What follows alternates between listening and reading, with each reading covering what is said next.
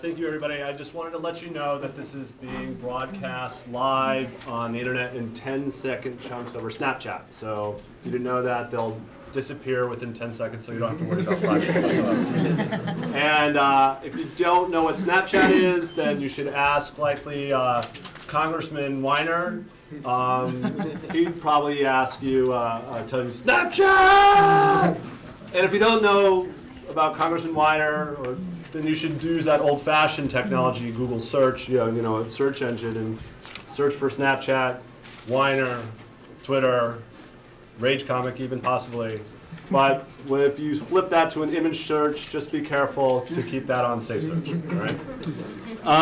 I'm very excited to introduce a lovely panel we have here today to talk about social media and personal branding, or I might help reframe that as framing your digital presence, because I think that might be another way of looking at this. We have with us today 4 individuals, starting farthest camera right, but to your right as well. Justin Bazan, I hope that's correct. Bazan, who established Vision Source, Park Slope Eye, a business in Brooklyn in 2008, and he's pioneered the use of social media as a marketing tool to help build his practice. And he estimates that approximately 20% of his new patients come from social media efforts, and that the revenue acquired from these patients is well into 6 figures.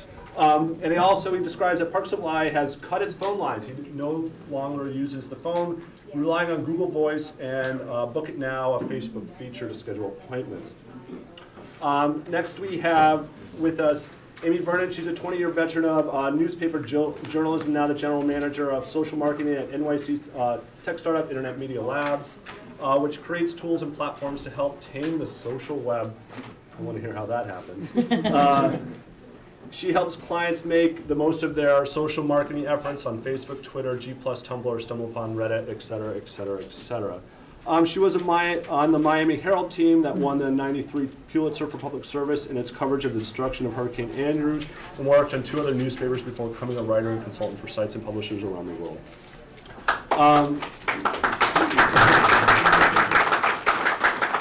Next we have Gail Robinson, our thankful stand-in, because she is a freelance journalist writing for mostly education and New York City policy issues. She's a previous editor of Gotham Gazette .com, which was one of the pioneers in early online newspaper publishing, and has a lot of experience as they wended their way into social media. And finally with us, to my left, closest to me, to you, is, sorry, I just don't want to miss anything, is, sorry, Patricia, I know, I just lost a piece. Is it there? Yes, it is. Okay. Thank you. Patricia Kitchen, and she's a reporter for Newsday by day, and has covered all sorts of issues, including career, consumer, and workplace issues. As a columnist and feature writer, has moved into the digital space where she covers live events now in the news as they happen. She writes about local news, from weather, drownings, road closures, to the $1 million sale, I remember this one, of a Ming Dynasty vase that had been used as a doorstop for years. Where was that again? That was somewhere on Long Island. Oh, it was, the okay. exact town, yeah. She teaches at Stony Brook University, regularly participating in social media classes, programs hosted by Columbia University's Graduate School of Journalism. Thank you very much. Okay. And also thank you to our own Provost Griffith, our academic vice president, who I can see is in the back of the room. You won't be able to see him, for helping us put on this event.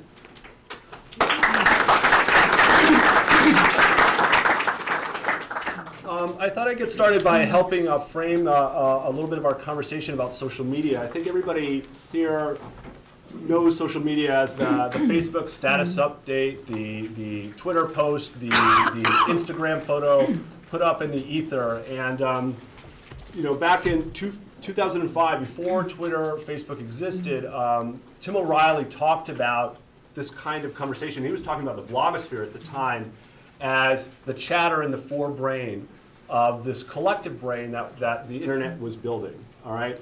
But now I'm thinking more akin the amount of chatter to something that would blow up our head, something like that really disgusting scene in Scanners. You know, if you Scanners, GIF, exploding head, look it up. And in a lot of ways, I think people are heavy social media users are dismissed as addicts. You know, we're like obsessed with our little devices, checking in what people are eating for breakfast, what they're watching on TV, or who just scored in FIFA, playing FIFA online.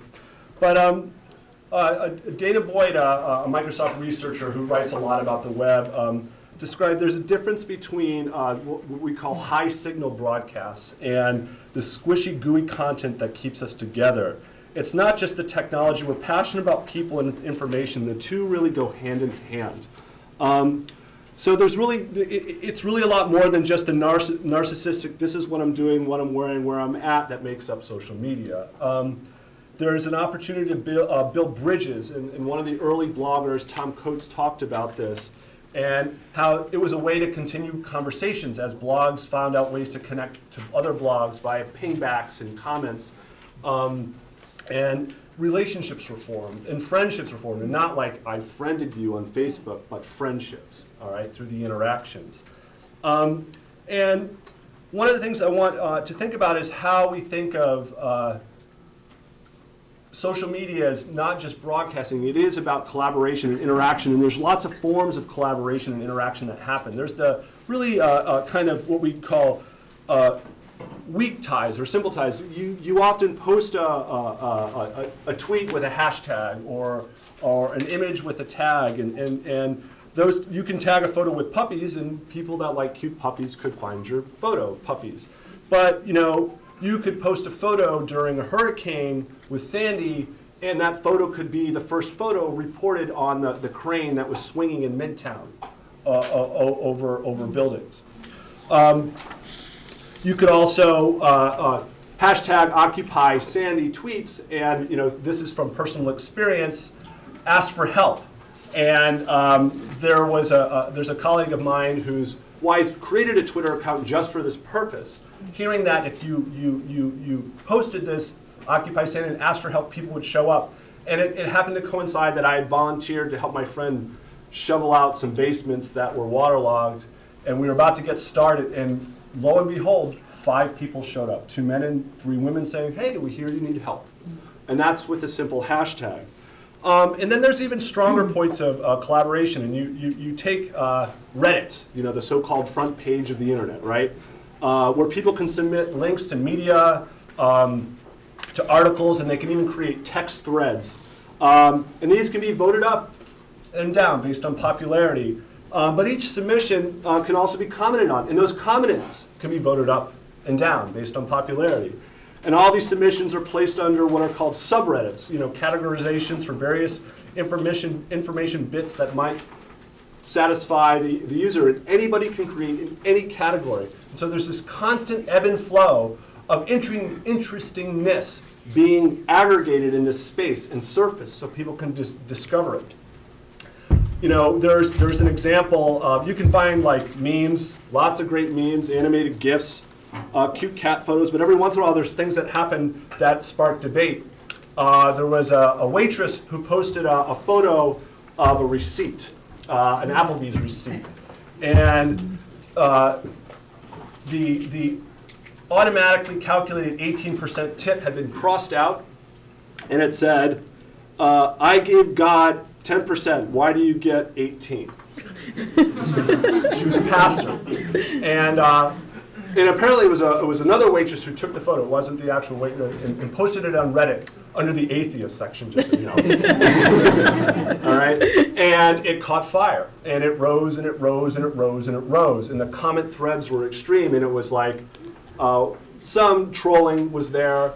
There was also pastors who felt really upset to see another pastor would have done this.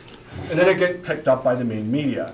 And then the main media turns around, and apparently this person had not redacted, which is a big thing on Reddit, is you always try to redact identifying information. So she thought the signature wouldn't be identifying, it's just a signature someone figured out. And so then the pastor started to get hit. And then the pastor started to get interviewed. And then the Applebee's waitress got fired. And then it goes on, and then the Applebee's waitress got to respond. And the idea is this is from a Reddit post of a photograph over a period of about 24 hours, 48 hours. And so, you know, and that's not even intense necessarily. Intense is Wikipedia, right? This is a simple example. Back in 2006, if you didn't know it, Pluto was no longer considered a planet. All right, it's just a rock out there floating in a circle, and it's kind of funnily shaped. And this was really something that Wikipedians struggled with. In that moment, the moment of this announcement, there were authors of the Pluto post in Wikipedia in a frenzy, having conversation that, if you don't know, goes on in the background. If you don't remember, Wikipedia is written by people, not, you know, bots. And every edit is recorded and documented, even if it's redacted. If there's like a piece of defacing of an article, sure enough, moments later, it'll be. If you ever want to see an example of how this works, look up Wikipedia article heavy metal umlaut video, and it's a really great how the umlaut video was defined and came to be. So this intense conversation, this group of volunteers decided to have all this conversation about Wikipedia, and you know, this was something that back in 2008. Clay Shirky wrote about, and he was and since we have some journalists here, this will be interesting. I don't know if you know this story. He was asked by a TV producer considering having him on a show about like what's interesting going on right now, and he talked about the Pluto and the amount of effort and activity behind this Wikipedia article, and her response was, where do people have the time, right? We think about like, oh, what a time suck, you know, all that activity is, and Clay Shirky had this moment of clarity, and he's like, you don't get to ask that question. And the idea is like, we've been watching TV for decades, since post-World War II, and now people are discovering there's something else we can do. All right, and he made a quick napkin conversation with a colleague that could help him out, and they figured out that up until that point, Wikipedia probably amounted to about 100 million hours of work. All right. And in the last year at that time, he said, Americans have watched 200 billion hours of television, all right? And they had watched 100 million hours of commercials alone. So there alone could be, just not watching the commercials, an entire Wikipedia project completed in a year. All of Wikipedia. So she responded still to that and said, well, isn't this just a fad? And he said, I don't think so. I don't think we're going to grow out of this. Producing and sharing is something that we're going to grow into more and more.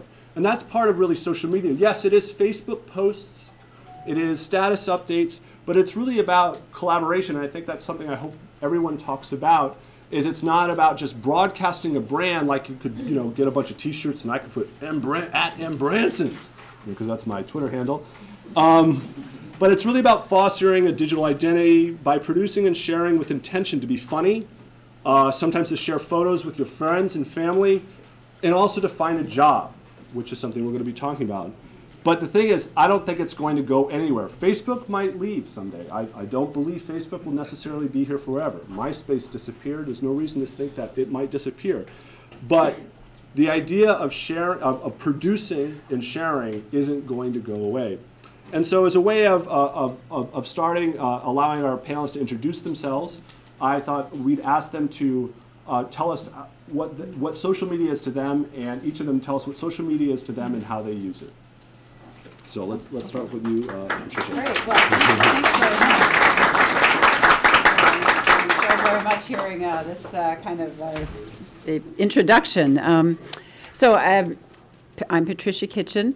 On Twitter, I'm at Patricia Kitchen. We always want to kind of share our Twitter handles here.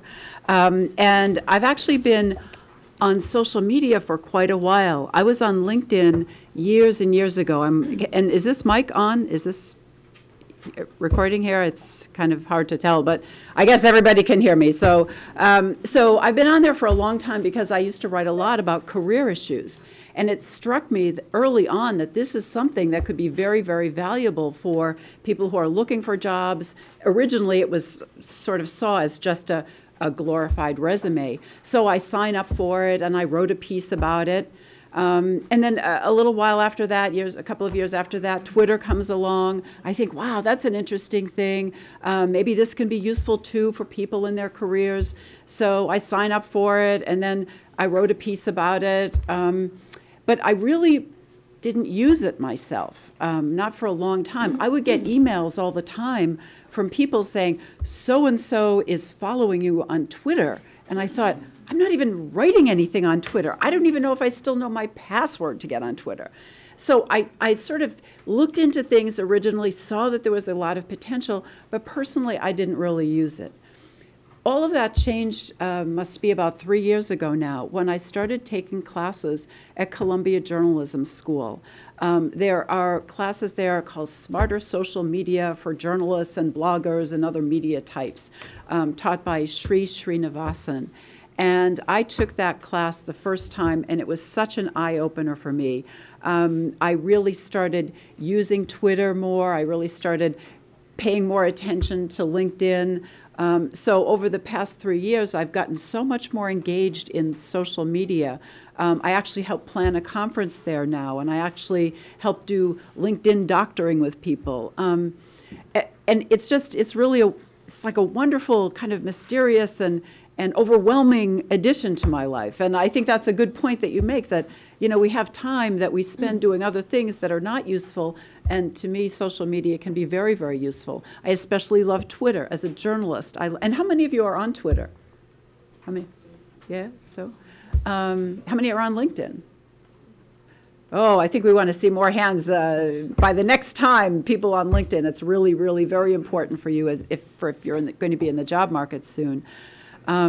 So anyways, Twitter I love. I learned so many things from Twitter. It's just amazing. It's like a little, you know, kind of broadcast station. You just see all these little mini headlines, and you scroll until you find one. Oh, wow, let me learn about that. I also started recognizing the value of making connections with people.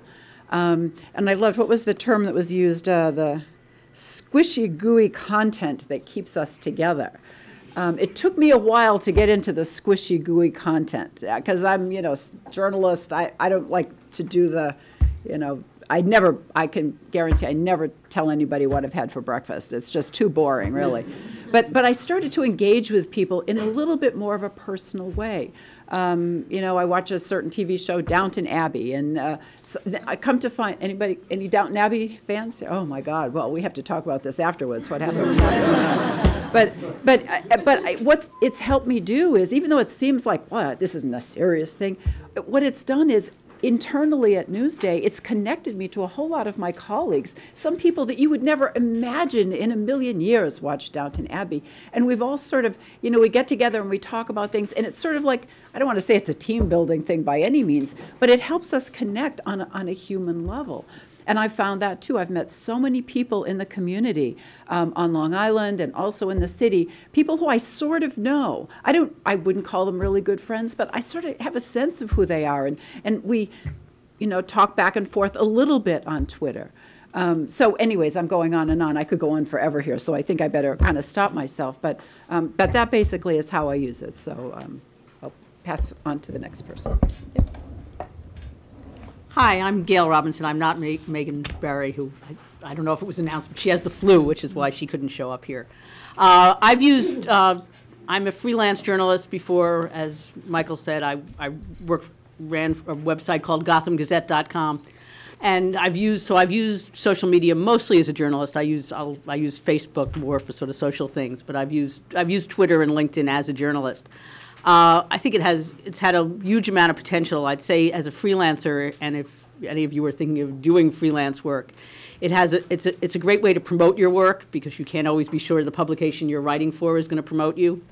I write a lot about education, and I have my Twitter is Gail N. Robinson. I have several hundred followers, but sometimes once I wrote something and it got picked up by Diane Ravitch, who maybe some of you have heard of, who's a nationally recognized and very controversial spokesperson on education, and she tweeted my story, and she has thousands and thousands of followers, and my story got a lot more attention than it ever would have if it had not gone out that way, which was good for me.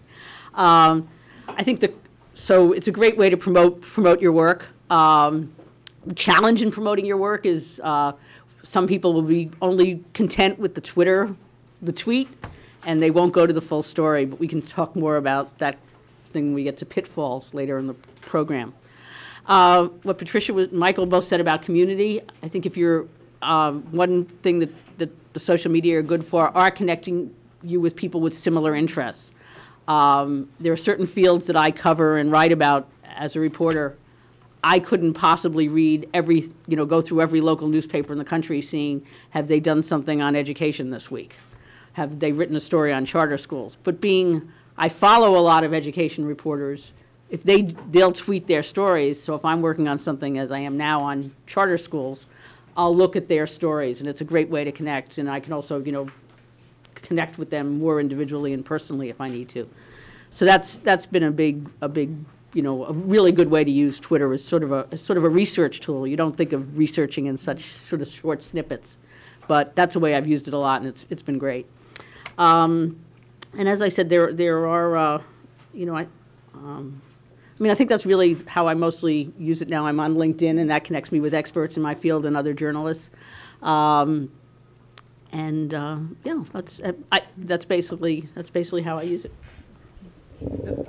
Oh, this one. Okay, I'm Amy Vernon. Back in the Stone Age of the 1990s, I used to frequent various news groups and alt chat groups that were interest-based, and I actually didn't have an internet connection at my house, so I would go to the paper on weekends and use the dial-up there to go into the news groups, and I'd sit there for a while and just talk to people, and actually became friends with folks around the country who I knew because we had similar interests, so we were in similar chat groups, and it wasn't weird, strange people. They were just regular people who were interested in similar things to me, and we just would talk about stuff.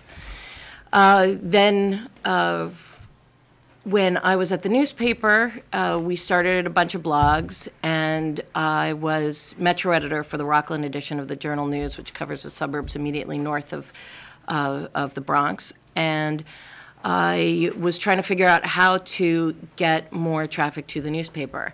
So I started investigating everything, and I was on My Blog Log, which no longer exists, and Blog Catalog, and basically everywhere.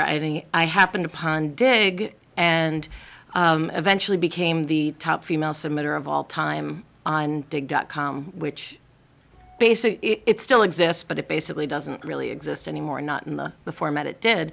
But that means that through the submissions I made on there that hit the front page, I drove literally millions of page views over a couple years' time just through Dig. But what was even beyond that was all the link backs that anything that hit the front page automatically got picked up on other news sites and other blogs all over the world. And those link backs brought in more page views and also brought a lot of Google traffic from the SEO that it brought along. And then, of course, I got involved with StumbleUpon and Reddit. And actually, Reddit I've mostly used as an observer and not so much as a submitter, because it's really, really vicious there for submitters. So I prefer to just find stuff there and read it as opposed to actually getting emotionally invested in submitting anything there. But since then, I've gotten to know a tremendous number of people. Actually, initially, fellow diggers who I count as among my best friends in the world now. Some of them who I've met in person at various conferences that we've been to. I now speak on social media at conferences all over. And that's really just because I wanted to figure it out. I got on Dig, and I was annoyed that I couldn't hit the front page, so I wanted to figure it out. So I talked to people. I talked to other users, and we figured it out together. And then on StumbleUpon, I wanted to figure out how to use it effectively and properly. And we would talk about it and share advice and figure it out together. And the same with Twitter and Facebook and Instagram and everything. It's all a means of communication. And I use it to share links to things that I find interesting. I use Instagram to share photos of my puppy because I've gotten more views on photos of my dog than anything I've ever gotten on Instagram. And it really is a way for me to keep in touch with a lot of people on Facebook. A lot of the people I'm connected to are people I grew up with or went to summer camp with or went to college with or worked in Florida with or worked in Arizona with. People who I had long since lost touch with through more conventional means, but now who I actually communicate with on a regular basis. And I see what's going on in their lives in a way that just was not possible to do before, because there's only so many letters you could write until your hand wanted to fall off. And then how many letters do you want to write that sort of share the same news? But you don't want to send a form letter to people because that's just really obnoxious. So you just gradually lose touch with people. And so really, it's very interesting because I think about who I'm connected with on various networks, and it is really, really different. The people I'm connected to on Facebook are really primarily totally different than the people I'm connected to on Twitter. And the people I'm connected to on Google Plus are yet another whole category of people. For the most part, there are some people who go across all platforms. Most of the people I follow on Instagram, there's a lot of people I don't even know, but I really like their photography. So there's a lot of different ways to use it, and I actually, LinkedIn was probably the first platform I was on. It's always sort of there, and I actually interact a lot, but that's a lot more business focused and a lot more communicating with people about professional topics. And there actually are people I've met on LinkedIn who I only know through LinkedIn because we've had conversations in various subgroups on there that we're in, either about writing or other subjects. So there's almost no wrong way to use social media, except my cardinal rule is don't be stupid. And that means if you post it online, assume that everybody in the entire world can see it no matter what your privacy settings are. And that goes for email and anything. Once you put that in a digital form, assume that anybody else can see it, because as soon as it leaves your control, it is out of your control. And people have been bit time and time again by things becoming public. And if you don't want it to be public, don't put it online in any way. And it really does include email. I don't care if it's an email to your best friend. And your best friend's younger sister gets on the computer while they're still signed into their email and sees it and thinks, oh, wouldn't it be funny if I posted this on Facebook or whatever. You know, stuff like that happens. People share things almost unintentionally sometimes. They don't realize that it was meant to be private, and they share it. So that's really my cardinal rule. I just assume no matter what my privacy settings are in different networks, I just assume everything I put out there is for everybody to see, and it hasn't bit me yet. Hey guys, I'm Dr. Justin Bazan of Park Slope Eye. And when social media was coming about, I really didn't know what it was. I didn't have a good definition. I mean, I've been using stuff like AOL and chat rooms and MySpace and Friendster for a while, but I didn't know how it would directly apply to business. So I actually kind of took stock and I said, well, what is social media?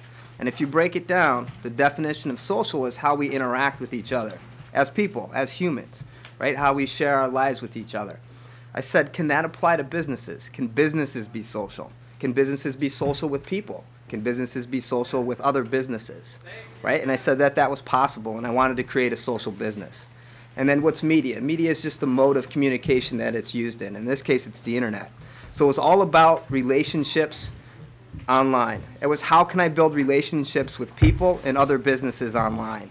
And I formed Park Slope Eye cold in the summer of 2008 with the primary focus of being a word-of-mouth business, a very social business, and to use the new tools such as Facebook, Yelp, user reviews, and YouTube to build our business and to build those relationships. It all came about, though, from a day that I remember well, back in 2007. When I graduated from school in 2004, I took a position in a corporation. Okay, and corporate culture was very different than the mentality that I wanted to have with my patients. And basically in a corporate setting, you do the exam, You state the findings, and in that situation, you really didn't have much time to get to know anybody, right? So the relationships you may have with your doctor, if you went to the same doctor, occurred very slowly over time, right? You maybe learned one little thing every 2 years that you saw the person. That really wasn't the kind of contact that I felt my patients wanted, or I wanted to provide, or they deserved. So I started to create a blog for my patients. I started to give them additional information and insights into the things that I couldn't really discuss with them at the time of the exam. I thought it was the greatest thing in the world. Patient feedback was awesome. I was getting referrals because of that. I doubled the numbers in 2 different locations, and I attributed a lot of that success to having that patient blog. Now, does anybody see a little red flag or a little bit of caution that I should have used here? Okay. Privacy? That wasn't a concern. We didn't know about HIPAA and how it applied to the internet laws. I wasn't naming any patient names, but that's a good thought. Anything else? We're talking about branding today, right? And how you market yourself. What was I doing? Building a corporation out there. I was branding myself, so people were coming to see me instead of the corporation, right? So the corporation said, hold up, we want people to come here because of what we're doing on a corporate level, not because you're the individual doctor there. They got very worried that I was going to Pied Piper all these people away because of the connections that I had with them. Maybe they were right. Maybe that was true. Nobody knew at the time. This was 2006, 7-ish. So what ended up happening is the CEO calls me up. He's like, let's go to lunch. I want to learn more about this blog. I'm excited. I'm like, this is going to be great. I'm going to take over. I'm going to do a corporate-wide blog.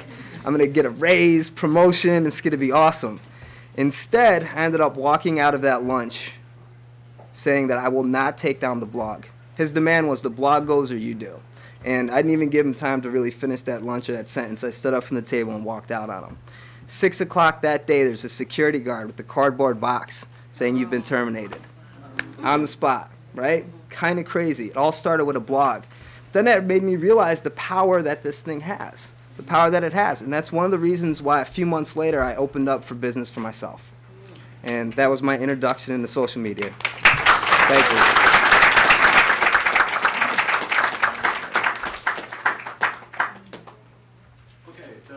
Question number 2 for everyone. A lot of people, I mean, and you alluded to this and others have, of Amy, you especially, about how employers might use social media. And there's definitely the elephant in the room of concern that, you know, employers, there's people ask, we've heard stories of asking for Facebook passwords and things like that. And I know that's one thing, and I want you guys to talk about that with the students and how to think, frame that as a consideration, but also how you think employers use social media other than just this nefarious, scary HR scenario. I mean, in terms of how they engage potential employees, how they might meet them or get to know who they are through these spaces, not just this like the HR is going to find out your worst secrets kind of story. Does that make sense? All right. Well, if I could say one thing about the whole Facebook thing. First of all, it actually hasn't happened yet. There haven't been employers who've asked for Facebook passwords, but it's something that a lot of people have been talking about. There already are 2 states, Michigan and I can't remember the other one, that have passed laws saying that that can't be done. And it also violates Facebook's terms of service. So you're completely within your rights to say no because that violates Facebook's terms of service. Just most people don't realize that, and it's one of those things that when you hear that, you're like, oh my God, the employers are all going to be asking me for my social passwords. But honestly, if any employer asks you for your social passwords, that's not somebody you actually want to work for anyway. Because there's a difference between guarding yourself online and not posting things you shouldn't, and abdicate, like, and giving up your complete right to privacy, you know, and I mean, I definitely feel very strongly about that. It's just that's no one has the right to have that back-end access to your accounts. Because first of all, who knows? Then somebody else can like pop in and do something in your account. However, I will say that if you're working at my office and you leave your Facebook account open and don't log out, I will hijack your Facebook page. I don't need your password. I already got it. Well, I had an editor at the Miami Herald who, if you left yourself signed on to the old Coyote system, would change your password to something that I probably shouldn't say in polite conversation. And then sign you off. Nice. And you'd probably be muttering what your new password was as you were trying to sign back on and put it in. I think with Twitter, I mean, Twitter is supposed to be public. You know, you're sort of using it to communicate with the world. And it seems that one pitfall that people get into is, and I mean, I've done this myself, although it's never really bitten me badly, but you know, you're sort of sitting there and you're sort of trying to be witty and engaging with people you know, and you can sort of let your guard down. There was a case on the day of the Super Bowl. A man was sitting watching the Super Bowl, and he saw some of the cheerleaders or something, and he thought they were attractive, and he tweeted that in a kind of provocative way. And this might not have been a problem, except it turned out he was tweeting on his boss's Twitter account. His boss is a congressman from Idaho. This young man no longer has a job. Now, obviously, if he had just been, if he had been doing it on his own account, he would have been okay. Certainly, for most people, probably tweeting something like that, what's the issue? It wouldn't have been an issue. But in these circumstances, similarly, for those of you who are thinking of going into journalism, you've probably heard that, you know, if you want to work at a very establishment news organization, shall we say, they a lot of them still promote, whether you believe in it or not, the idea of the objective journalist without opinions. And a lot of journalists have gotten into trouble for, you know, interviewing somebody and coming back, writing up the interview completely straight for their paper, and then tweeting on their account, boy, that guy was an idiot. I don't believe anybody would ever vote for that jerk. And that's been a problem for them. So I think, you know, it's you know, you've got to think, you know, again, if you're a voter who lives in that person's district saying, why would anybody vote for that jerk, is perfectly fine. So you've got to think of who's going to be reading it and also what the expectations are of you in the workplace. Have you guys Googled yourself? You know what comes up? Is this stuff you want an employer to see? How many of you have If set it's not, you need to tune it up and tighten it up. Facebook, in particular, has amazing privacy settings, right? You don't have to display anything on Facebook that you don't want up there. So you can manipulate privacy settings very easily. I'm hiring for a weekend receptionist right now. I have had hundreds of resumes and you know, stuff come through my inbox. I always filter it through Facebook, and I always Google their name. So I'm Googling you guys, I'm seeing what I get, and then I'm checking you out on Facebook.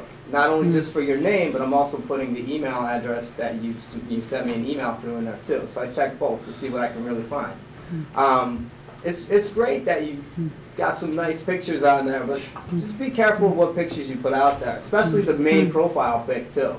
Because there's been a lot of great resumes with some questionable content attached to it on a Facebook profile, and they may not get the interview. What would turn you off?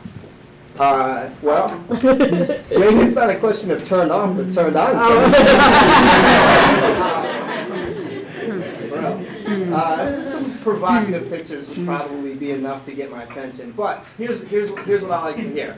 If you're writing a letter of intent and hoping to get an interview, and I'm a smiley, bubbly personality, outgoing, and then you got all these mean mugs on your Facebook page, it doesn't match up, right? It doesn't match up. So probably going to get passed over in this competitive environment. Literally hundreds and hundreds of resumes come through for every time I put a position like that out there. So it does make a huge difference. You may look great on paper, you may send a perfect email in, but if something doesn't feel right when I get to know you by doing my online research, then you're probably not going to get the interview. So it's all got to match perfectly. That's what other employers have said too.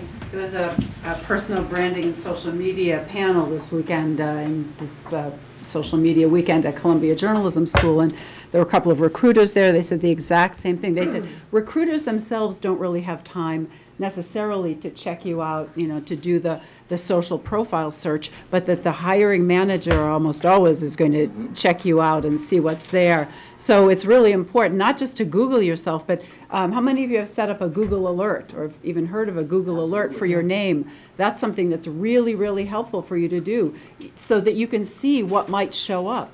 It will show what shows up for your name, And if you happen to have a very common name, it's going to show you what other people with your name may be up to. Now, my name is not all that common, and I happen to know there's another Patricia Kitchen out there who is I think she's a Presbyterian minister in Colorado, so I'm not worried about her. But then recently, because I have a Google alert for my name, I get something, Patricia Kitchen. Oh my God, this woman was arrested in Florida for, I don't know what it was, some shoplifting or something, and I thought, wow, there's somebody who's doing this kind of thing. I don't think that I'm going to really be mistaken for that person because I have a lot out there online. And this is one of the things that I think that we want to let you know here is that how important it is for you to take control of your digital identity out there. So you don't just Google yourself to make sure there's nothing bad there. You want to actually be putting things out there that reflect who you are and how you want the world to see you, and that also show consistency, because I think that's a great point. I know sometimes I always look people up, I'm looking for sources to interview, and I'll find people who, okay, here's somebody over here, they look kind of like an interesting person.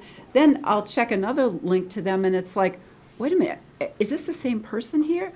And sure enough it is, and I think that this is sort of old stuff that's been out there for years and years. It's never been updated, and so it's really important. There's a resource that might be helpful to you. It's called brandyourself.com, and it's a site where you can go and you sign into it. There's a free version of it, and it sort of talks you through a little bit the whole idea of what the links are, the Google links, and it coaches you a little bit and how to make your positive links come up a little higher. So that's a thought. So employers do check this out. They really look for that. And it's also they're looking for a fit. It's not just looking for the bad things. It's like to see, is this somebody who is going to fit into the culture that we have here in this workplace? Is this somebody who's going to be fun? Or maybe it's a kind of place that they don't want anybody who's fun.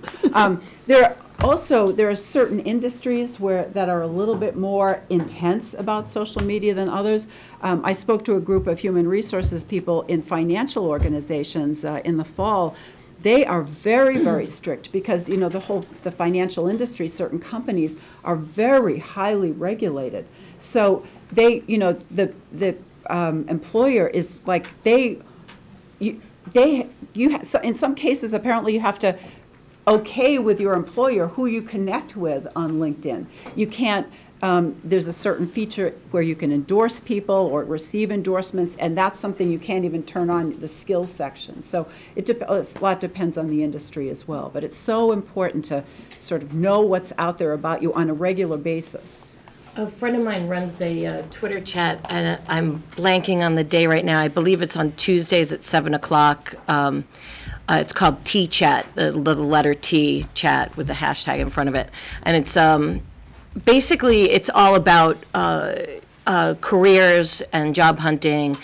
And, one of the things that they talk about a lot there is basically the whole HR issue, because even just for HR itself, there are certain legal issues, because personnel departments, et cetera, that they have to deal with. But it's become a great resource too for people who are looking for jobs in terms of what people in HR are looking for, and what kinds of things can harm them. And really, one of the main things that they talk about there is that idea of just being very cognizant of what you're putting out there and what you're putting out there on all platforms, as I was saying earlier.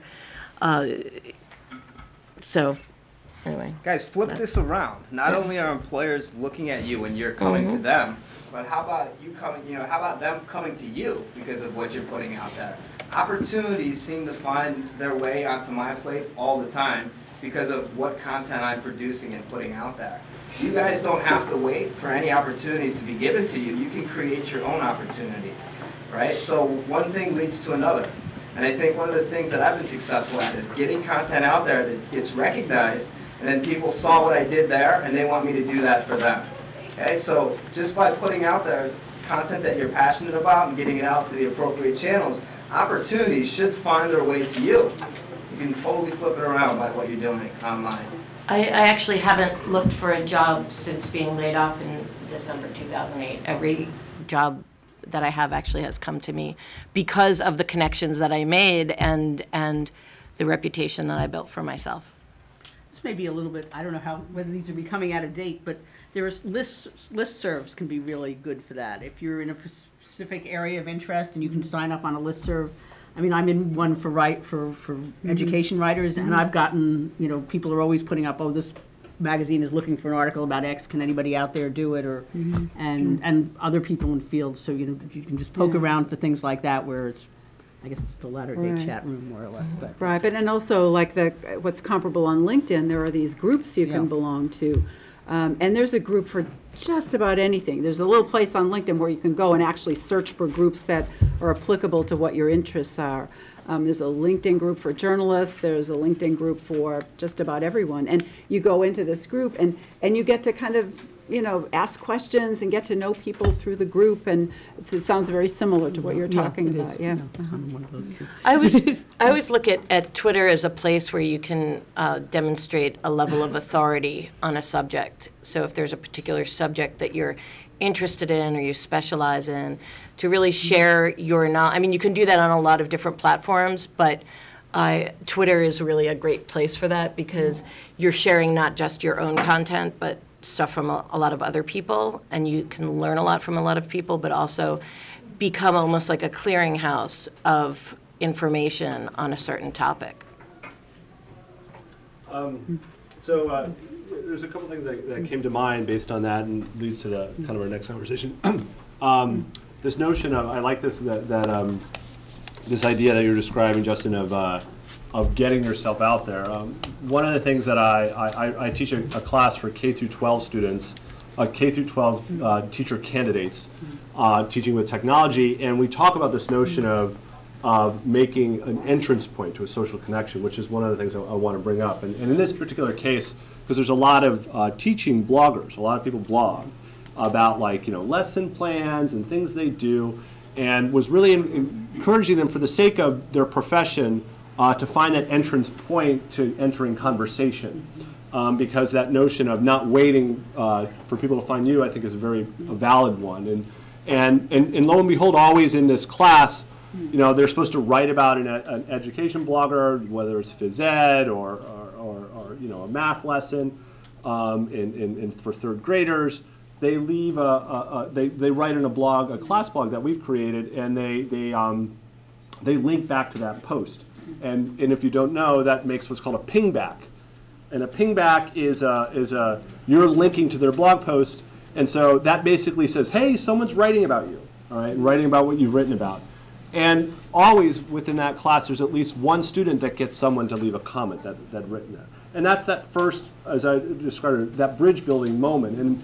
And why don't you, as they are doing it, what are some good pieces of advice about entering that? And, you know, I always tell them, well, one of the things you can do is observe first, you know, and look at how people communicate and find your way. But what's some advice you might give people that are really tentative about entering the conversation? Because I think that's a big step for a lot of people, is feeling confident to enter conversation. That's not just personal, it's about establishing more of their professional goals or their academic identity.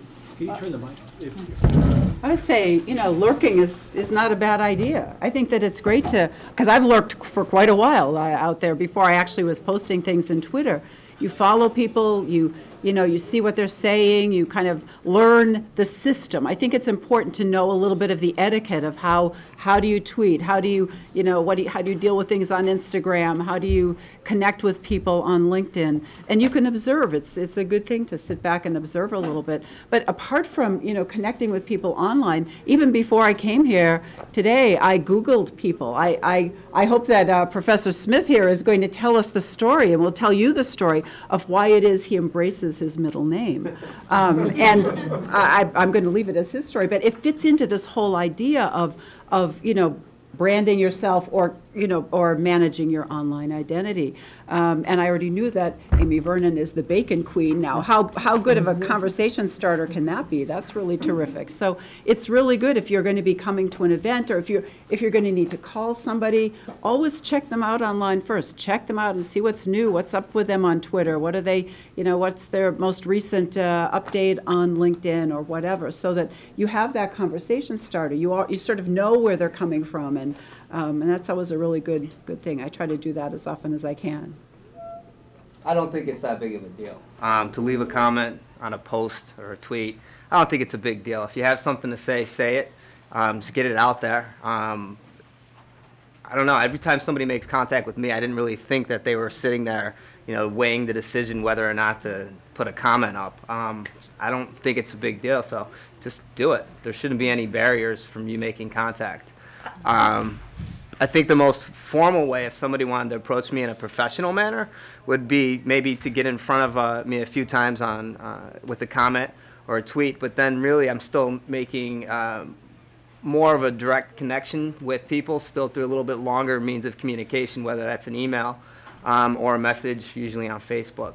But you can get the initial conversation started very easily with just a comment or a tweet, and then follow it up. And then when you send that formal one, compliments always go a long way. So if you started out with some compliments, at least I tend to respond a little bit better. I think as somebody who's worked for a couple of online news sites, they love intelligent comments. Really, there's nothing they hate more than,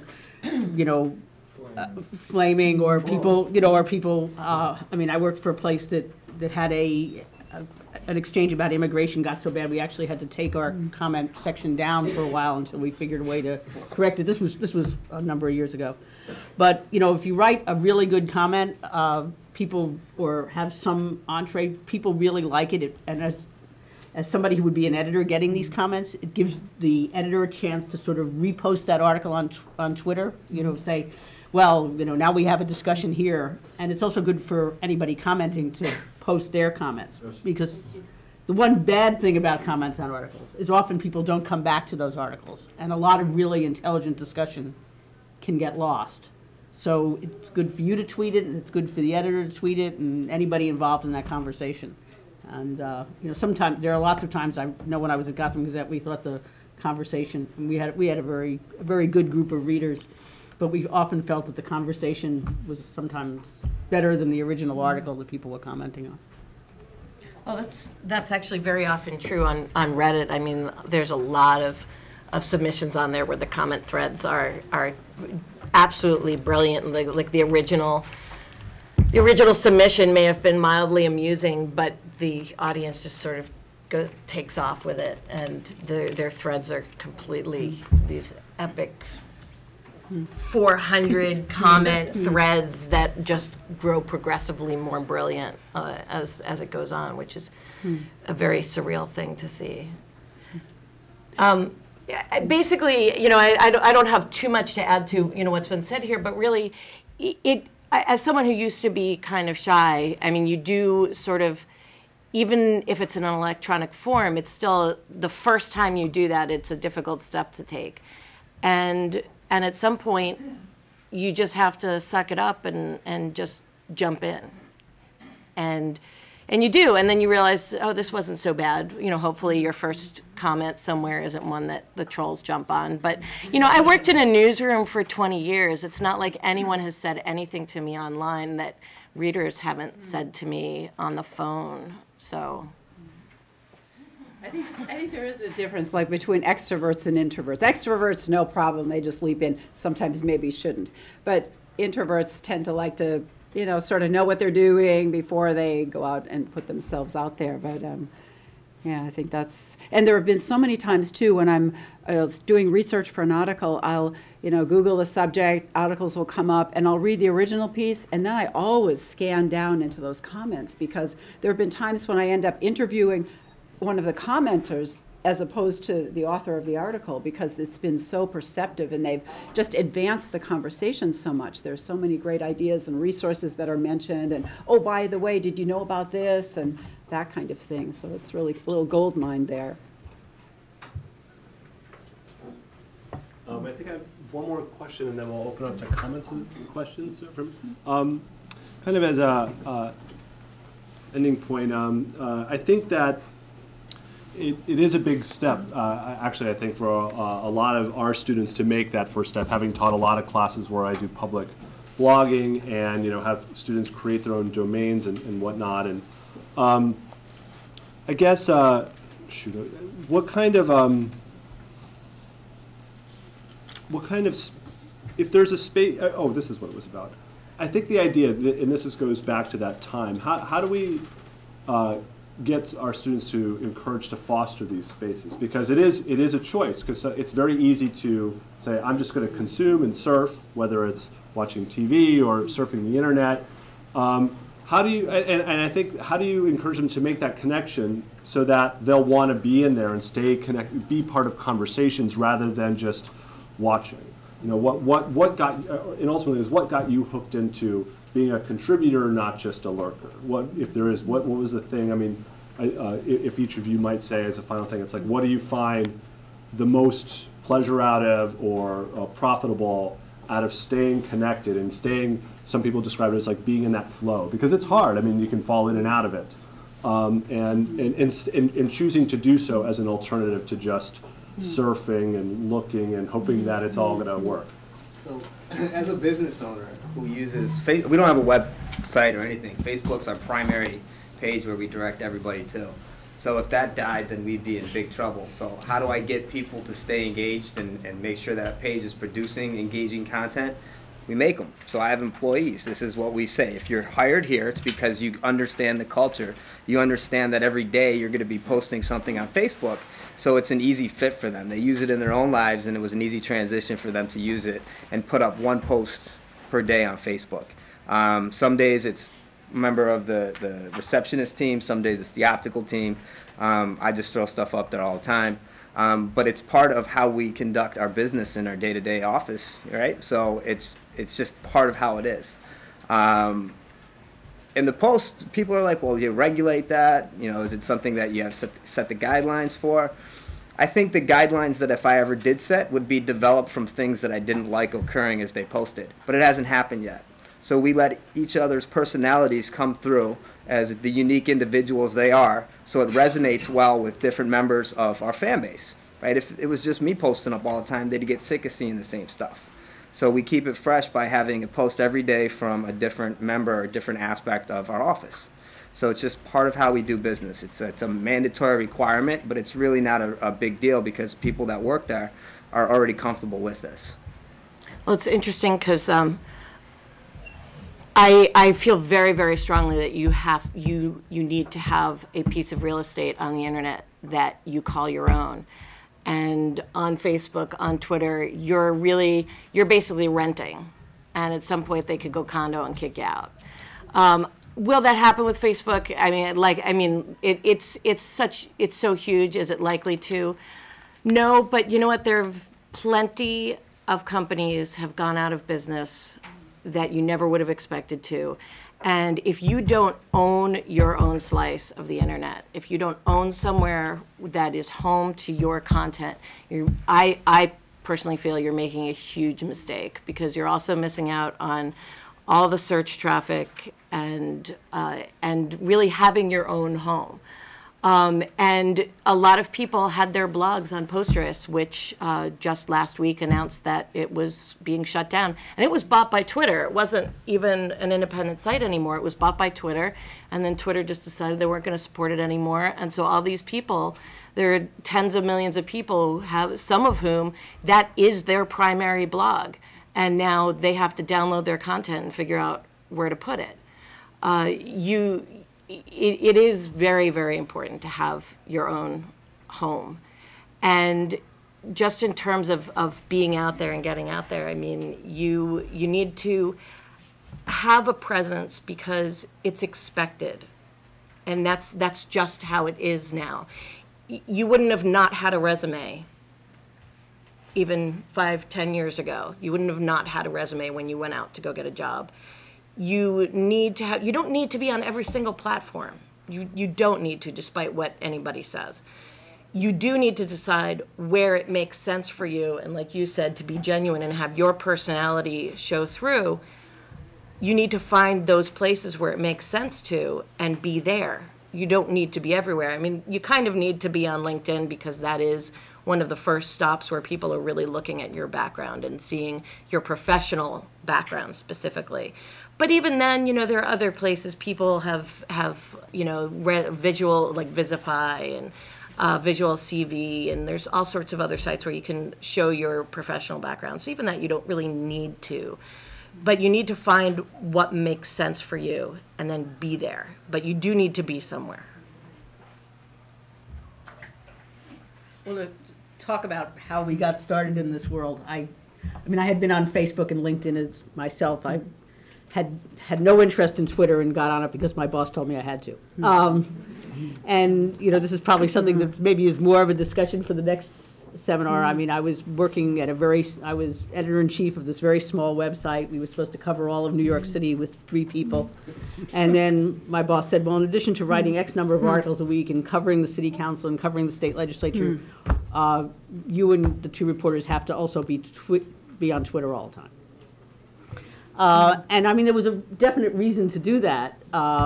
I think that for journalists, and maybe you can speak about this, I mean, it's been a bit of a trade-off. I mean, you know, when I was in my previous job, I thought it was a trade-off because this wasn't taking away from the time I was watching television commercials. This was taking away from the time that I was doing the rest of my job. So how many hours there are in the day and what gets the most trade-off.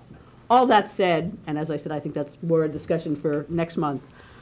You know, I've stayed on Twitter as a freelancer because I think as a freelancer, and probably any self-employed person, it's easy to get isolated. It's easy to not be in the mix. The social media, including this listserv I'm on, are a great way to sort of stay in the discussion, contribute the new work that I'm doing, learn about the other interesting new work that other people are doing. So that's why I'm on it, and I think it's worked well. Good. Well, part of the question was like, why should you spend the time to get involved in it? And actually, at this panel we were at on Sunday, the moderator was saying that it really rung true to me that there are tons of people out there who are networking, right? Who are hopefully have learned the proper networking skills. But there are not really tons of people out there who are networking who really have built a good presence online, their online brand or their digital presence or digital identity that they've crafted, that they've put thought into. As Amy had said, you know, today it used to be that only certain people could be visible, right? Only like, you know, celebrities and authors and politicians and, I don't know, criminals. I mean, they were written about. They just automatically got, they became, well, I didn't mean to put them together exactly, but now that you mentioned it. Anyways, so those people just but now that we have, you know, the digital world, we have social media, oh my God, especially Google, that now we all can be visible and we all are expected to have some kind of thoughtful presence out there, unless, of course, we're a criminal or a, you know, kind of bad girl, bad guy kind of celebrity who can, I guess they can go and do their own things. But for professional people, you know, it's sort of expected now. And you really differentiate yourself so much, especially at your stage, when you have something out there that's sort of a little bit focused as to who you are, what you love doing, why you want to be in whatever it is you're headed towards, why you want to be a journalist or, you know, be in business or whatever your goal is here. I always, you know, it's like I just so respond when I see somebody who says something that's sort of human about themselves, and then also you want to see links to people's LinkedIn accounts, and it really says something special about you. It differentiates you from a whole lot of people who don't have that. So, and also, how do I keep up with this? Well, I am not really what you would call a social media power user. I struggle to keep up with it. I'll after this weekend, I'm so inspired by all the social media talks that we had and all the great people that I met. And so now in the coming days, I'm going to be so tweeting, it's going to drive people crazy. But then I know that life is going to happen, and I'm going to drift away a little bit. That, okay, I'll have to, do this or that. And then after a while, it'll be a week. I haven't tweeted for a week or maybe 2 weeks. And I have to always find ways to reel myself back in. So one great thing to do is I'm a writer. So one of the things that I'm really interested in writing about these days, it's social media basics. It's, what are some of the issues out there for entry-level kind of people, not for the high-level techie types, but I like to write for people who are like me, trying to figure it out, who are trying to keep up with things. So anytime you write about something, let me tell you, you always learn about it. Same thing for teaching it. When I'm a social media coach or when I have to come and do a presentation, it always gets me right back into that world again. So, and the truth is I really enjoy it. I love Twitter. I love the world there. I love learning things. I like tweeting. I like connecting with people. But it's not that I don't enjoy doing it, but it is that thing that life happens. And also, I'm sure everybody already is using a mobile phone, but it made a huge difference for me when before, I was trying to do all this stuff on that computer screen, and then I got my iPhone, and oh, wow, what a great world that is. So anyways, that's my thing. And I'll allow myself to add my 2 cents of why I got in there. I personally don't think I would be where I am professionally if it wasn't for this kind of investing in social media only just about 2-3 years ago. And there are connections that I made to people, and 2 things that just came up at the end there, the notion of carving out your own piece of real estate. There's a colleague and friend of mine named Jim Groom who's coined this in the context of an academic environment. He's an instructional technologist at the University of Mary Washington.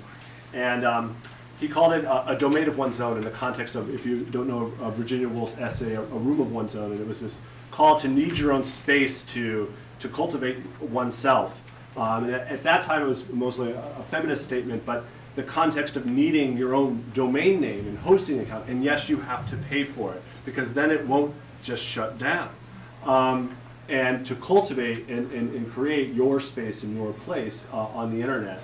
And I'm a firm advocate of that. But those are things that I discovered through having met people and made connections through these spaces over the past 2-3 years.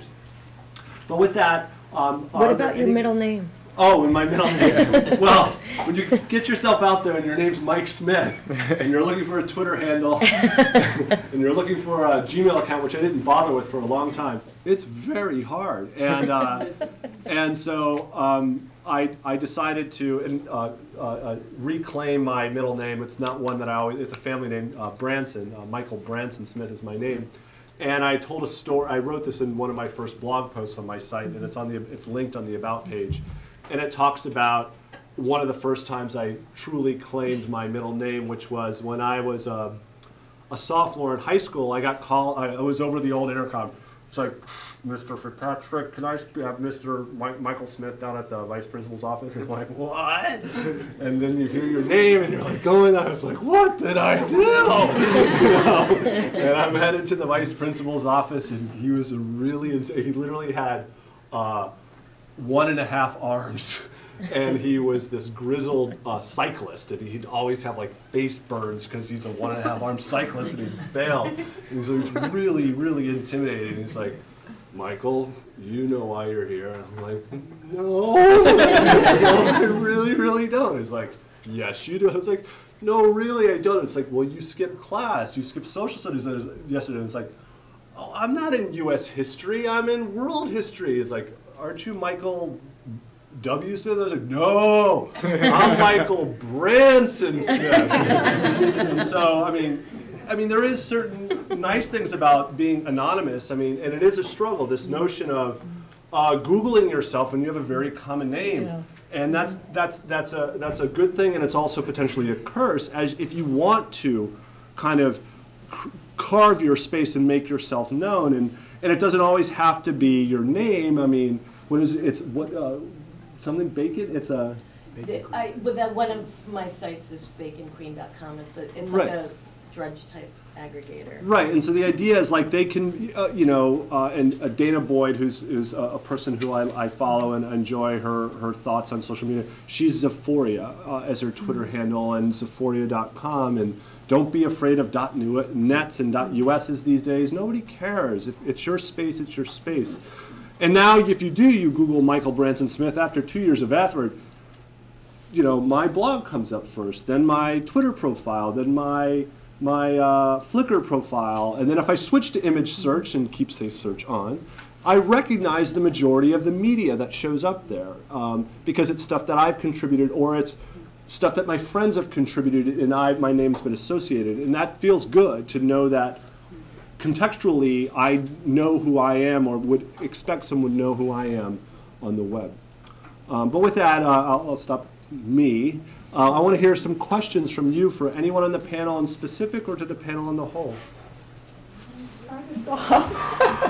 Thank you so much for coming. This is really interesting. This is a whole new language, even Twitter handle and all this, and I'm kind of, Professor Smith's trying to bring me in there. I was wondering if you could comment, especially Patricia, you were talking about when you write, that's the best way to learn something. If each of you could comment on literally the act of writing. So I'm going to repeat.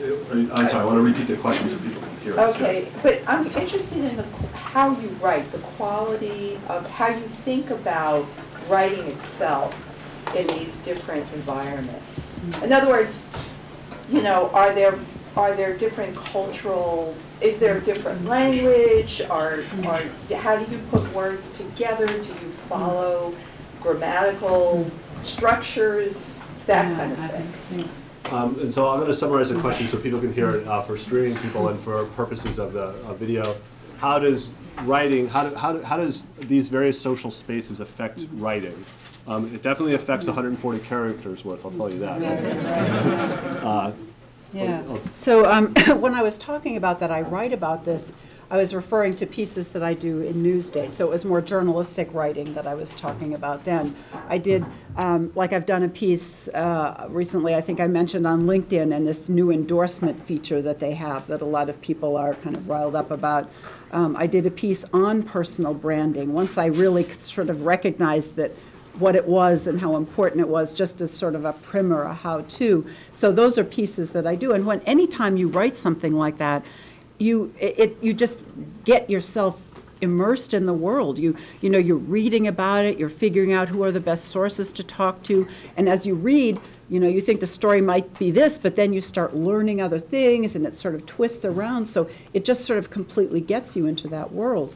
But when it comes to writing, let's say in Twitter, it's this Professor Srinivasan at Columbia does little demonstrations of writing a tweet and how long it takes him to write a tweet, because even though it's like short, it still is a reflection of you. And so there are certain qualities that he wants there. Everything is, he tends not to use little shortcuts. He always likes to have links to things there. He likes to refer to people. I mean, there's this whole little checklist of things that he does. And when we actually, at Newsday, this was several years ago, we had a tweet up there and at the office, and I was one of the early people on Twitter, so I was speaking, and someone in the audience was asking me about how spontaneous I was when I tweet. And so here I am, like, I'm a journalist. I am not spontaneous about tweeting. I really think about it a lot, about what I'm going to say. There's a tool called Hootsuite. Has any of you heard of Hootsuite? It's sort of it's a kind of Twitter type user thing. Well, you can use it for actually a lot of things, but what you can do is you can schedule a tweet ahead of time. And I like to do that, so I can schedule it even for like 15 minutes from now, and so I can go in and I can look at it and edit it, and to make sure that it's correct, that I haven't made a mistake there, or I haven't said something that I didn't mean to say. So basically, this makes me quite possibly one of the most boring people on Twitter, because you're never going to see me saying anything, except I will share one little mistake I made today. I was text messaging Gail here, and telling her where I was. She was picking me up at the train station. I was texting her where I was at the corner of Archer and Stuffran. So autocorrect, right, changes that to stupid. I'm at the corner of stupid and Archer, so. But thank God it wasn't going out to the world, and she understood. Something about the street I didn't So know. anyways, yeah, but I'm very careful about it. That would have been a funny tweet. It would have been, I know, exactly, it would have been. And had I done it on Twitter, I would have You can dealt with it that take way. a screenshot next time it happens and put it on the damn autocorrect Facebook page. Exactly. In terms of how I write, I definitely write very differently on different platforms. On Twitter, sometimes it does take a little bit longer because you're trying to fit it in that space. But after years of news writing, trying to write shorter and more concise is a little easier for me. On Facebook, I'll allow myself to go longer and more tell a story, if appropriate. Tumblr, I tend to almost write in meme speak, which is just sort of, all the internet humor, because that's very much what that platform is. So I'm really looking at what the platform is and what I'm trying to say. I do schedule tweets on Twitter, but that's because I tend to read a whole chunk of stuff at the beginning of the day and don't want to torture anyone by just tweeting a whole bunch of stuff out, so I schedule those up throughout the day. But I'm also on it all day long. I just have TweetDeck up on a second screen, and it's there, and I'm looking over, and I'm just responding to things. And sometimes I just feel like saying something, and there's nobody to say it to, maybe, and so I just tweet it. And I have friends who know that I do stuff like that, and then respond and make fun of me. I mean, obviously, Twitter is different than other things. I mean, I don't think that the kind of way you have to twist your mind around is that much different than if you, in the old days, or if you were writing an email to a friend, and then sometimes you're writing an academic paper for your class. I mean, we all have to communicate at different levels, and this is just a different, twist on that. I will say that as I don't think most people on Twitter are as careful as Patricia is, because there is an incredible amount of misinformation out there. Sometimes people tag and sometimes people don't. So one should always be wary from that viewpoint. Patricia mentioned something before about etiquette. She started to talk about etiquette in some of these different sites, particularly in LinkedIn, which is used to make business connections and connections within your field. What is the etiquette as far as linking into, let's say, potential employers, or linking into different organizations that you might want to pursue, to look for a job, and maybe even the idea of linking into graduate schools that you might want to approach? I mean, what's the do's, what's the don'ts, and what should you put on your personal profile on LinkedIn or Facebook to appeal to people that people expect to see? And is there any one or two things like this? Okay, wait, I'm going to repeat the question real quick. So the question is really around what's kind of appropriate LinkedIn etiquette, in making contacts, whether they're individuals or companies. But you expand it into another space, and I'm gonna kind of because you talked about graduate school, and I would say because I'm going to reframe that a little bit if that's okay. How do those different types of potential because an employer versus graduate school is very different, I think. Of course. And how you might frame yourself differently for those two different types of spaces. Well, actually, I can't answer that. So I can't answer that part of it. But, well, no, the LinkedIn question right, is still but the LinkedIn question, I can answer that. So basically, when you can invite anyone to link, to connect to, right? But you want to be very careful about doing that. It might be useful to try to, like if you're on both Twitter and LinkedIn, let's say there's an employer that's of real interest to you. Maybe there are a few employers, hopefully you've got quite a few employers. I think that it's maybe a little better to start with Twitter and follow them on Twitter, because you don't have to ask anybody's permission. So you search for people who are, the kinds of folks who maybe work for organizations you're interested in or run organizations you're interested in, and you start following. And you start seeing what are the things that they tweet. you start getting a sense for maybe who they are, what kind of personality that you have. And seeing I'm a lurker, I'm more introverted than extroverted, I'm not going to be, jumping in and talking to them right away. I'm going to kind of get a feel for the lay of the land. And then once I do that, I might start retweeting their tweets with maybe a little comment or maybe a little question. What happens is when you retweet someone's tweet, they automatically find out about it. They don't know you from a hole in the head because they're probably not following you. But when you retweet somebody, it shows up. They get notified that something has been retweeted, and then they see who's retweeted it. So that means they're going to see your Twitter handle, which is the name that you use on Twitter. They might actually go to your Twitter bio. So it's very important to put material in this bio that says who you are, that reflects who you want to be.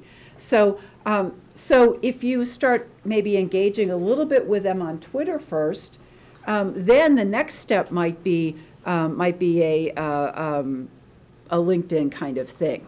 Or, so I'm on LinkedIn, and people who are interested in linking with me, maybe you would say, oh, well, I'd like to link with her. I heard her speak. So you would invite me through LinkedIn to connect. And this is so important. I can't tell you how important it is. When you issue this invitation to connect, LinkedIn has this really, little boilerplate language. I would like to add you to my LinkedIn connections, right? So how personal is that? There's nothing personal in that. I am so impressed, and I will almost always link to someone who actually personalizes that request. Like, oh, I heard you speak at your college yesterday, and I'm interested in knowing more about the social world. I have an interest in this. Would you be my connection? So I'm almost always good. Unless you say that you have insurance to sell me, I will probably connect you, right? So you really want to personalize that. You want to give the person a reason, like why should I be connecting to this person? Most of the invitations I get do not have that. So I think that that's another way to make you really stand out. Now, if you want to sort of get affiliated with companies, you really can't connect to companies on LinkedIn, but there is a company section, and you can go and follow companies there. So I think that would be kind of part of the etiquette there. And then I forgot, I know that I can't answer the difference between graduate school and businesses. So, okay, did that? Maybe in particular, Wonderful. Okay, yeah, okay. But in terms of the graduate school, those that, the journalists that have gone to graduate school, maybe, or how you think that, because Glenn is the journalism professor, coordinator of journalism program here, and maybe that could be helpful. A couple of other things too is that you also, when you go to a job listing on LinkedIn, it shows you who is connected to you, who may be connected to the person who posted that job, or to other people in the organization where the job is posted. So you can see, and if it could be 1 or 2 or 3 degrees of separation between you, but you can actually request an introduction through someone through someone they know, who knows the actual person who's posting the job. I would recommend you only do that in circumstances where you really know the person who you're asking for the introduction from. And I have in the past, and basically people in the past have reached out to me saying, how well do you know Mike or Patricia? I see they're connected to someone who can introduce me to this person. Can I ask for a connection through you? Because I may not be directly connected, and you may be really well connected with me, but I may not be that well connected with the person who could provide the introduction. So it's always good to ask your initial connection. So like say Jared wanted to get an introduction to Mike, and I was connected to him through Patricia.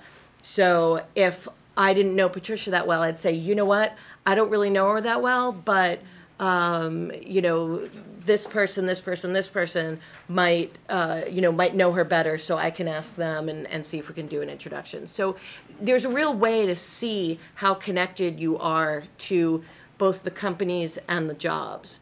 And in terms of grad schools, there's actually a lot of education and student-focused groups on LinkedIn too. So you definitely should look in there and see what kinds of groups there are, because you might find other students who've recently been through it or who are going through the same thing as you, who really can help provide guidance, or you can muddle through it together. Any other questions? Yes. My name is Jessica, and this question is for Mr. Bazan. As an entrepreneur and business owner, what are the do's and don'ts for businesses and entrepreneurs, future entrepreneurs, to market their own business on the social media? Okay, good. What are the do's and don'ts as an entrepreneurial business on social media? So social media do's and don'ts for business owners. Okay, I think that being authentic and representing the experience that people have when they come to see you online is of high importance.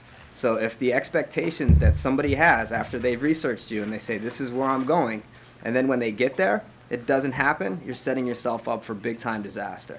So you always have to make sure that you're just keeping it real, basically, and what you do there is what you're representing yourself online. That's the biggest do and don't at the same time. Hi, my name is Crystal. This question is for all of you. The internet, of course, can be used positively, but there are those people that don't use the internet responsibly. So how do we, as individuals, allow someone into our personal, private space with, of course, being safe at the same time? How do we handle that? So the question is, how do we handle personal, private spaces with people that sometimes behave badly? I think that you can always block, ban, report on Facebook. So if there's an event, an adverse event that occurs, you don't have to have that person ever saying anything or ever having any contact with you again. Now, preventing that may be hard because you've already invited them in. Limiting and making sure you understand privacy settings on spaces such as Facebook's of high importance. You can view your Facebook page as one of your friends or as one of the public. So if you view your page as the public and there's stuff on there that you don't want the public to see, you need to go and set the settings more appropriately. I was challenged about, let's see, 5 or 6 years ago, that I needed to tighten up my privacy settings, right? I did the exact opposite. I set every single privacy setting to public, and it has only had a positive impact on the way that I've conducted things. So you may hear, like what I just told you, to tighten up your privacy settings. You may not, if you're not, you got to be open to having some of those things happen. And I'm open to having some of those things happen because I know I can take control of it afterwards. I actually recently, through an acquaintance, found out that someone else on Facebook was using my profile photo. And it's a profile photo I use across all platforms just because it's easy. You know, that people recognize me. It's kind of a recognizable photo, an angle and a color of the background, whatever, you know. But it is, it's me. And the timeline photo that was behind it was this abdomen with these tattoos on it, and it was really funny because it turns out that photo was stolen too from some like tattoo place in Texas or something. It was like friends of mine tracked down that photo and they're like, well, it looks like she stole everything. And I'm pretty sure that this person was like male, maybe late teens, early 20s. And the thing was, if someone saw this person in their stream, and why I was alerted to it in the first place was this was someone who I don't even know that well. We have a lot of mutual friends. We've chatted online a couple of times before, but she sent me an email and a Facebook email telling me because she had seen my face pop up and then like noticed that the name next to it wasn't mine.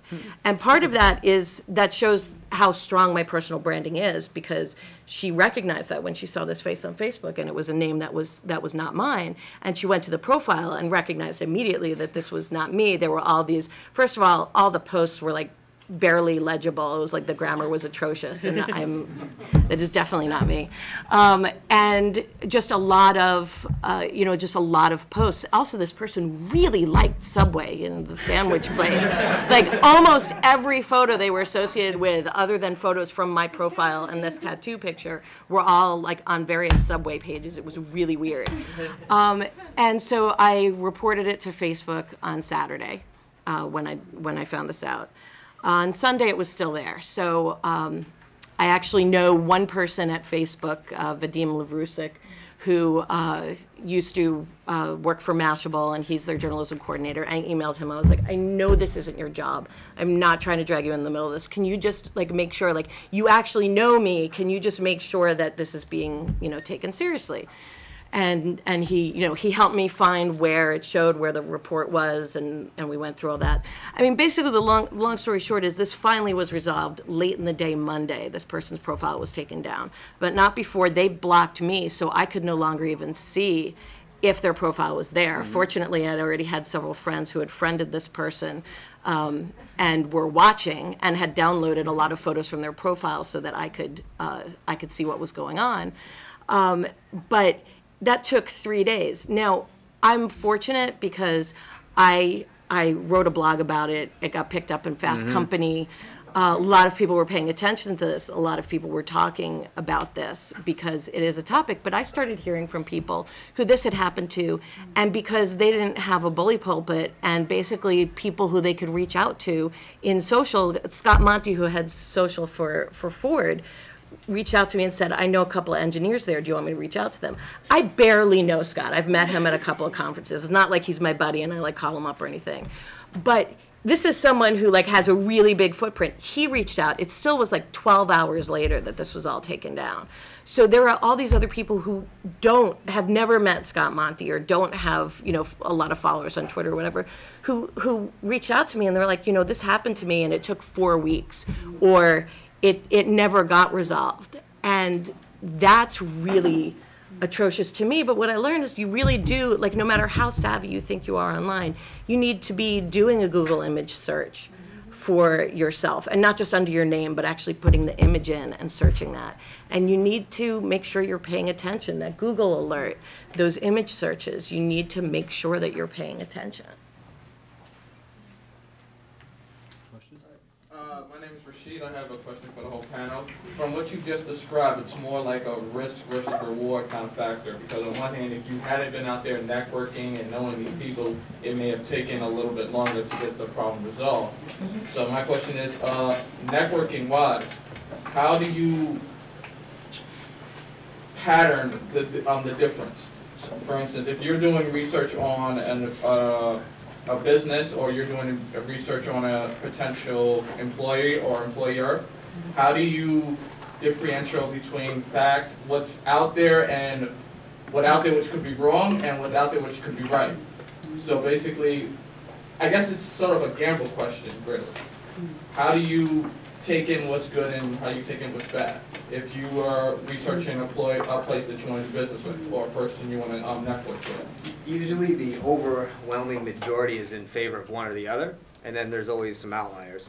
So if the content you're looking at is research for a business is overwhelmingly positive, and then there's some few outliers that are overwhelmingly negative, you can say that the positive is probably truer to the way they actually conduct the real business. I think a lot of it depends upon what kind of research you're doing. I mean, if you're doing research for a paper or, someplace you really want to know a lot about, I mean, I think it's important when you get all this information to look at the source, and as much as possible try to walk things back. I mean, first, is the initial source good, and do they cite the sort of primary source? I mean, obviously it depends upon how really interested you are, because this does take time and it can lead to dead ends.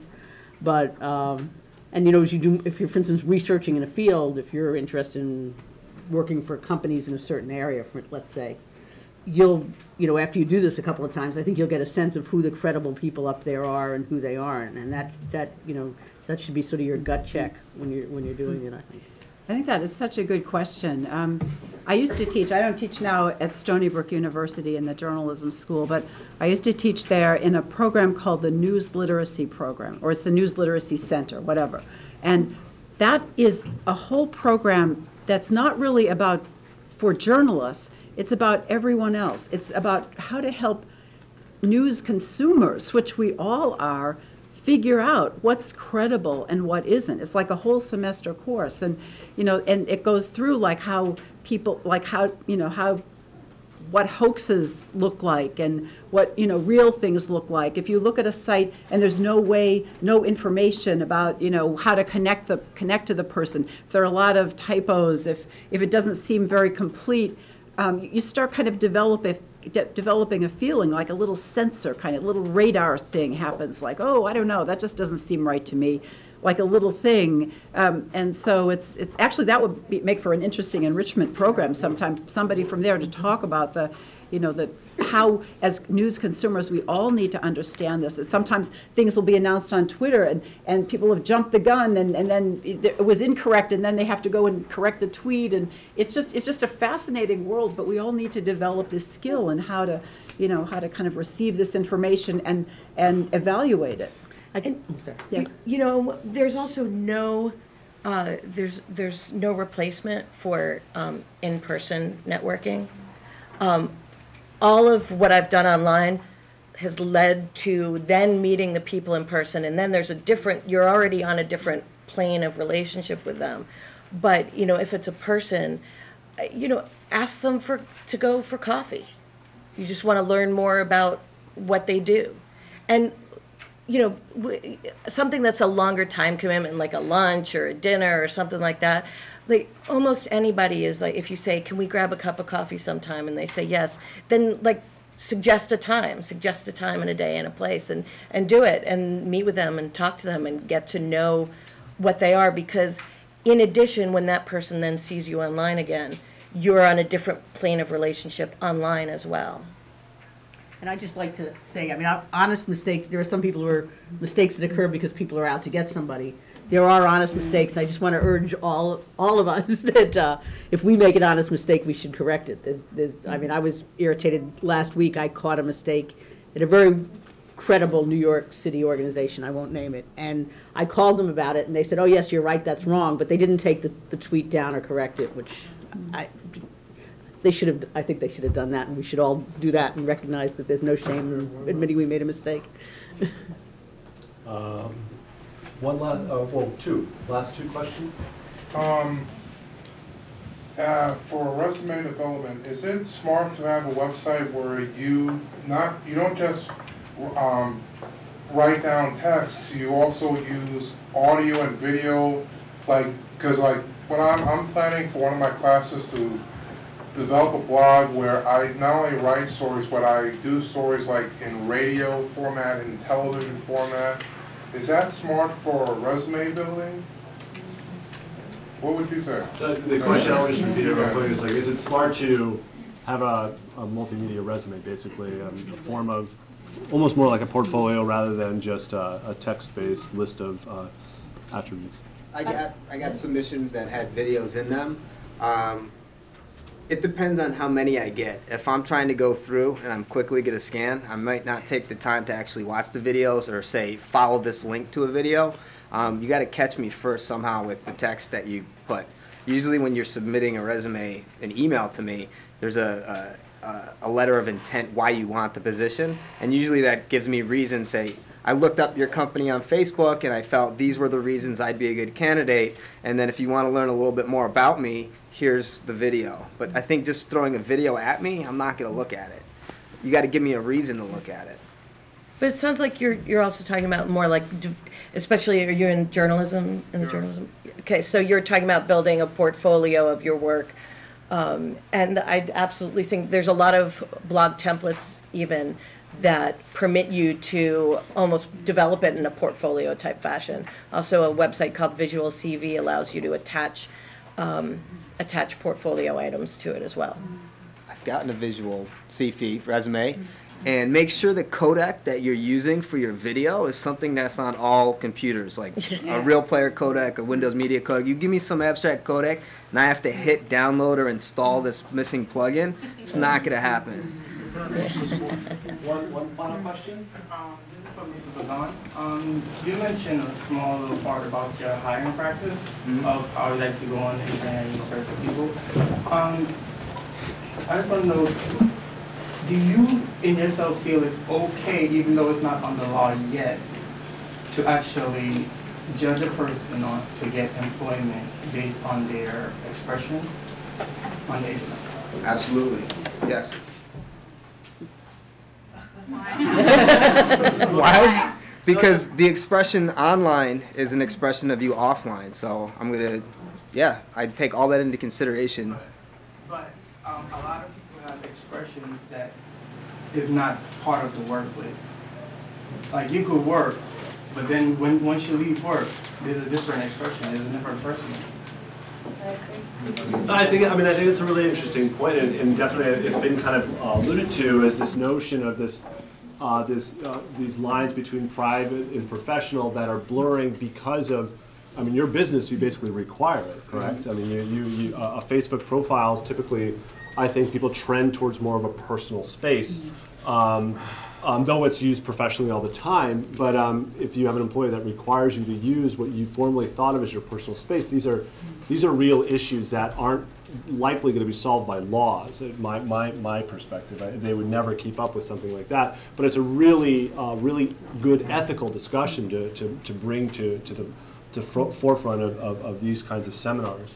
Of course, you can't legislate what people compartmentalize and how they view you. You know, you can hope that they will follow the rules of professional rules of online, but people don't compartmentalize the way you like them to, or by rule.